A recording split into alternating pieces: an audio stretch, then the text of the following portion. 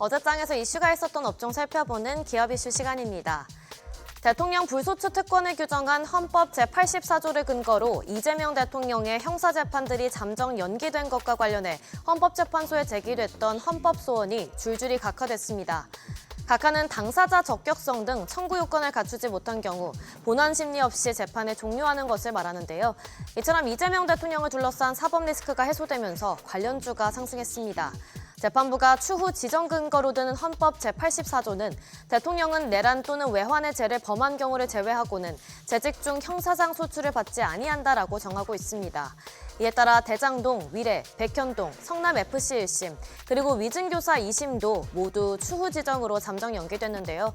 쌍방울그룹 대북 송금 사건과 연관 있는 특가법상 뇌물 혐의 사건은 오는 22일 공판 준비 기일이 열릴 예정인데 만약 해당 사건까지 추후 지정될 경우 이 대통령이 받아왔던 5건의 재판이 모두 잠정 연기됩니다. 마감 상황 보면 상지건설 상한가 기록했고요.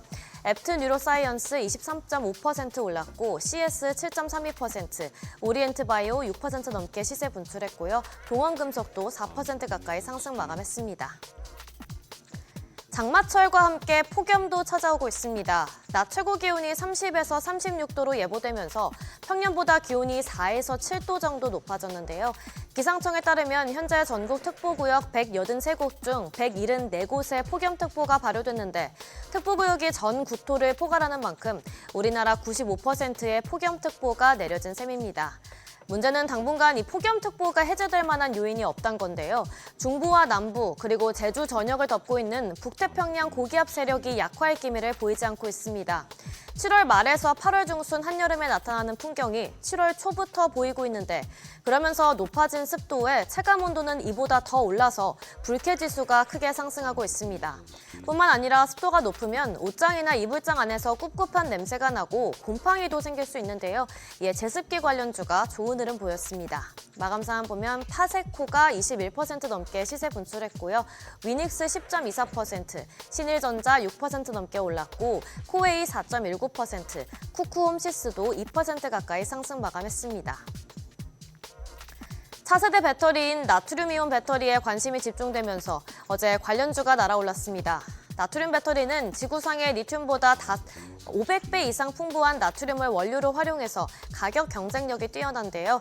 전기화학적 안정성이 우수해서 위험이 낮고 또 저온 환경에서도 성능 저하가 적다는 장점이 있습니다. 특히 최근 CATL이 2세대 나트륨 이온 배터리인 락스트라 상용화를 선언하면서 관심이 더욱 뜨거워졌는데요. 이와 관련해서 우리 기업 가운데 애경케미칼이 음극재용 하드카본으로 나트륨 이온 배터리 ESS 시장 공략에 가속 페달을 밟고 있습니다. 최근 글로벌 기업을 상대로 납품 테스트를 진행하고 있다는 소식이 전해지면서 관련주 투심을 자극했습니다. 마감 상황 보면 호재에 있었던 애경케미칼이 17% 가까이 올랐고요.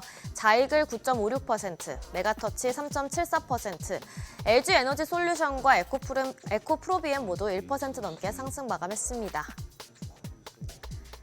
마지막으로 패션주도 강하게 시세 분출했는데요. 중국 시장 소비 회복에 대한 기대감이 지속되는 가운데 개별 기업 관련 호재가 관련주를 더욱 끌어올렸습니다. 먼저 형지글로벌이 자체 스테이블 코인을 개발한다는 소식이 호재로 작용했는데요. 이를 위해 형지글로벌은 아직은 가칭인 형지페이를 개발하는 등 결제 시스템 혁신을 준비하고 스테이블 코인인 형지코인 도입을 위한 협업에 나설 예정입니다. 또 니트 의류 제조업체인 온타이드는 최대 주주인 크리스 FNC가 주식 및 경영권을 매각한다는 소식이 전해지면서 관련주 투심을 자극했습니다. 마감 상황 보면 온타이드와 형지글로벌 그리고 형지 INC 모두 상한가 기록했고요. 이스트아시아홀딩스도 상한가 기록했고 마지막으로 JST나도 7% 가까이 상승으로 마감했습니다. 지금까지 기업 이슈 전해드렸습니다.